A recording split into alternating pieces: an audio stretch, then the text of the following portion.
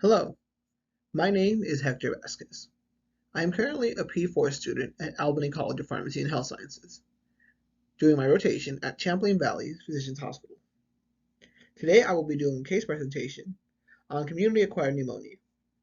We will compare what we did at the hospital to the guidelines and go over the rationale and the why these medications, or these combinations of medications, were used. With that being said, let's begin. Let's start off with a history of present illness. Our patient is an 88-year-old female with a past medical history of dementia, history of DVT on rivaroxaban, dysphagia, anxiety, and depression, for which she's taken mirtazapine, who was brought to the emergency care center via EMS with complaint of fever. Her fever at admission was about 101, and then per EMS it was apparently 102.1. She was nonverbal. She was diaphoretic and clammy to the touch. Her skin was warm. In the beginning she was able to follow verbal stimuli. She was, however, at baseline, nonverbal. She does not follow commands and was quite obtunded, not totally responding to painful stimuli. She also presented with hypertension, with worst reading being a systolic blood pressure in the 70s, most likely related to bilateral pneumonia and possible aspiration. In the ED, she received aggressive hydration and was started peripherally on low-dose Levophed 5 micrograms. For the sake of this case, it is important to know that this wasn't her only visit to the hospital. On 8/7/21, she had also been examined in the ER for fever, advanced dementia, worsening mental status. She was in no acute distress, minimally responsive. She had leukocytosis, and she was treated with cefepime and vancomycin. It was presumed to be pneumonia. The importance of this visit will be apparent once we go over the next steps in the guidelines. It is important to note that upon arrival, the provider said that the patient was looking in life-threatening condition. This was why she was started on aggressive therapy of liquid replenishment and started on a vasopressor. Interestingly enough, looking at the vital signs, it doesn't seem so wrong. And that is why the importance of being with the patient trumps what any numbers would say. So, going over that, her temperature was 101.9. Her blood pressure was 109/61. Her heart rate was 135. Respiratory rate was 30. And she was static at 92%. She was poorly reacting to tactile and painful stimuli. Her head was atraumatic and normocephalic. Pupils were round. Importantly, the lungs had firing crackles at a bilateral basis. This gives the impression that it was pneumonia. For the heart, it was tachycardic and irregular. The abdomen was soft and non-tender to palpitation. The lower extremities did not exhibit any signs of cyanosis or edema. And neurologically, the patient was obtunded, responding to painful stimuli. It is important to note that most of these labs were obtained after the initial encounter. From the labs we have presented, it is important to note the white blood cell count, as it was slightly elevated, indicating that there is some sort of infection, which goes with our theory of pneumonia, and the pH, which was a little low, indicating some sort of acidosis. The creatinine is also on the lower side. However, this would be corrected with our IV fluids. It is important to note that these parameters do not paint the picture of a patient who is critically ill.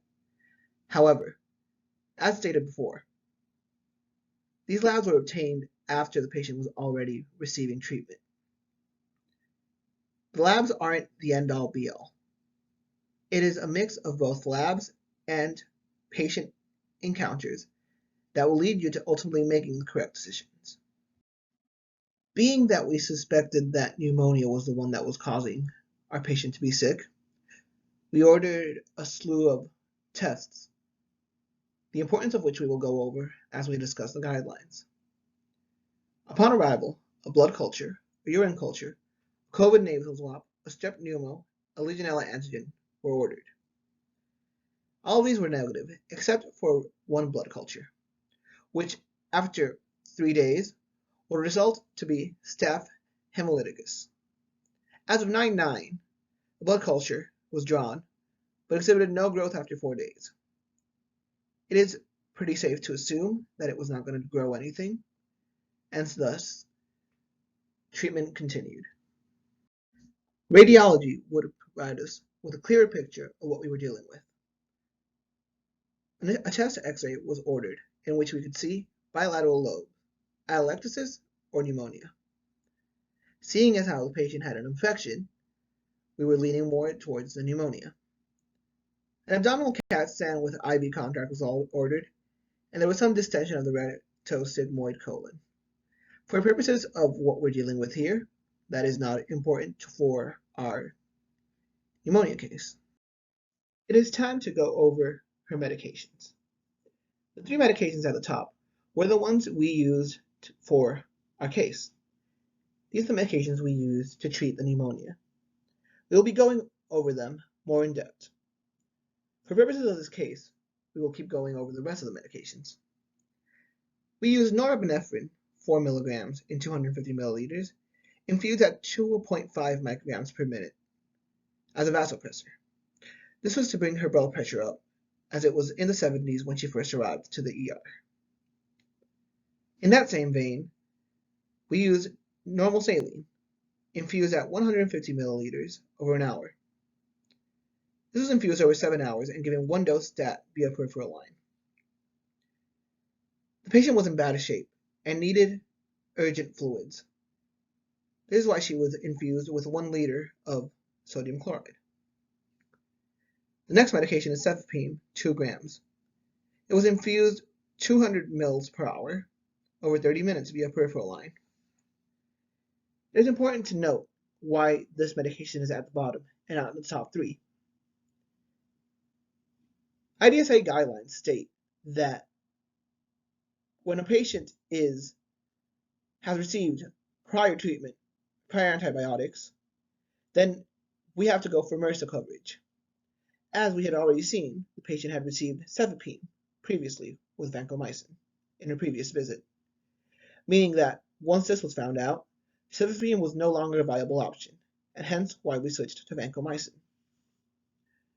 The next 2 medications are home medications that our patient had. Rivaroxaban, 20 milligrams by mouth daily, are used for our patient's atrial fibrillation. Mirtazapine, 7.5 milligrams by mouth at bedtime, but with half a tablet, is used to treat her anxiety and depression. Once the patient was stabilized and accepted into the ICU, the patient was started on pantoprazole and acetaminophen. These are for stress ulcer prophylaxis and analgesia. Pantoprazole 40 milligrams was given as an IV push daily, and acetaminophen was given as 2 325 milligram tablets for a total of 650 milligrams by mouth every 6 hours. The acetaminophen was PRN, meaning that the patient only received it if they were feeling any pain. Finally, we had our ondansetron, given 4 milligrams every 6 hours IV push. This was used in case the patient developed any sense of nausea, either from any of the medications or as symptoms from something else. We will now go over the vancomycin, the piptazo, or Zosyn, and the levofloxacin. So, let's compare what we did against the community-acquired pneumonia guidelines presented by IDSA. First off, how can we make sure that it is actually community-acquired pneumonia? As we had previously stated, her lungs had bilateral influxions, confirmed by her x-ray. As the patient had not been hospitalized in the last 48 hours, these are enough for us to deduce and start community-acquired pneumonia prophylaxis. In terms of our case, it is important to know 4 questions from these guidelines. Should gram stain and culture of lower respiratory secretions be obtained at the time of diagnosis? Should blood cultures be obtained at the time of diagnosis? Should Legionella and pneumococcal urinary antigen testing be performed at the time of diagnosis? And which antibiotic regimens are recommended for empiric treatment of CAP in adults without risk factors for MRSA and Pseudomonas aeruginosa? These questions are why we obtained the laboratories sent to the microlab, except the sputum one. The entire reason we couldn't obtain a lower respiratory secretion was because the patient could not produce one at the time. Now, following the blood cultures, the Legionella, the pneumococcal antigen, and the antibiotic regimens, it is important to note if the patient meets minor criteria or major criteria. As we have stated before, the patient had septic shock with need for vasopressors, i.e. the levofed, meaning that this was a case of a major criteria. We will now be going over the antibiotic regimen that we chose and if it's consistent with the guidelines or not. Let's compare our regimen to what the IDSA guidelines suggest. As we have already established, our patient falls in the severe inpatient pneumonia criteria, as the patient came in septic and required vasopressors. The standard regimen for this is a beta-lactam with a macrolide or a beta-lactam with a fluoroquinolone. However, we also established that the patient had gone a recent hospitalization and had gotten parenteral antibiotics and locally validated risk factors for MRSA. This also applies for locally validated risk factors for Pseudomonas aeruginosa. Seeing as how our patient had been hospitalized about a month prior, this gives us the combination of the fluoroquinolone with the MRSA coverage and another medication for Pseudomonas aeruginosa coverage. By guideline standards, MRSA coverage is almost always best dealt with vancomycin, and the added coverage for Pseudomonas can be covered with Zosyn. The fluoroquinolone will also provide Pseudomonas coverage as well as any atypical that might arise from our patient cultures. Let's go over vancomycin. As our MRSA coverage, vancomycin will cover our gram-positive bacteria. It was given at a rate of 200 ml per hour, run in 30 minutes via peripheral IV. Before this, it was given as a loading dose of 1.5 grams at a rate of 200 ml per hour, run in 1.5 hours. A peak was obtained before the third dose on 9/10. That peak came out to be 40.3 micrograms per milliliter.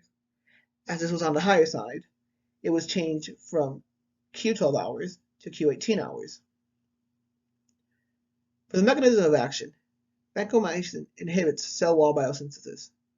In addition, it alters bacterial cell membrane permeability and RNA synthesis. For renal adjustment, if a patient is renally impaired, it is first dosed off of 15 milligrams per kilogram initially, and then optimized during dose and interval-based serum drug concentrations. Some monitoring parameters are the cultures to see if it's appropriate to de-escalate therapy, AUC, as you want it to be between 400 and 600, 500 being the sweet spot, the troughs, as they will tell you if your current dose of vancomycin is right or if it should be higher or lower, renal function, as vancomycin tends to be nephrotoxic, and serum vancomycin levels to monitor where our vancomycin is at.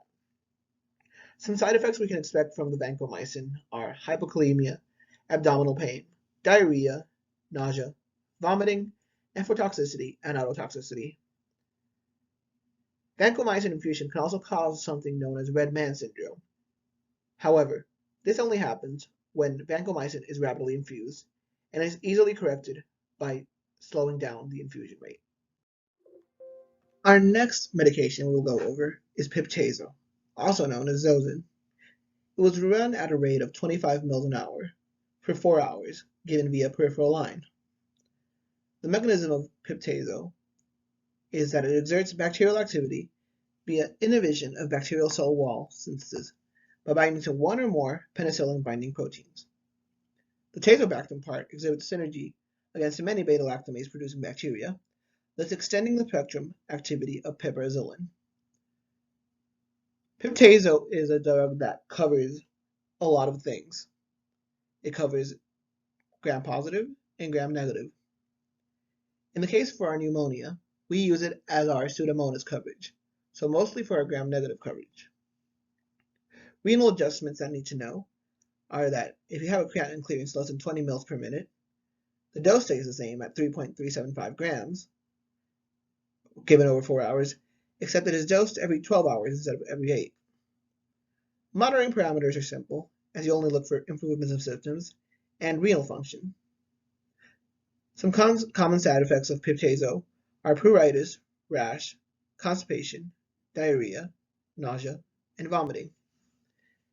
It is important to note that the use of Zosyn in combination with Vanco is a little controversial.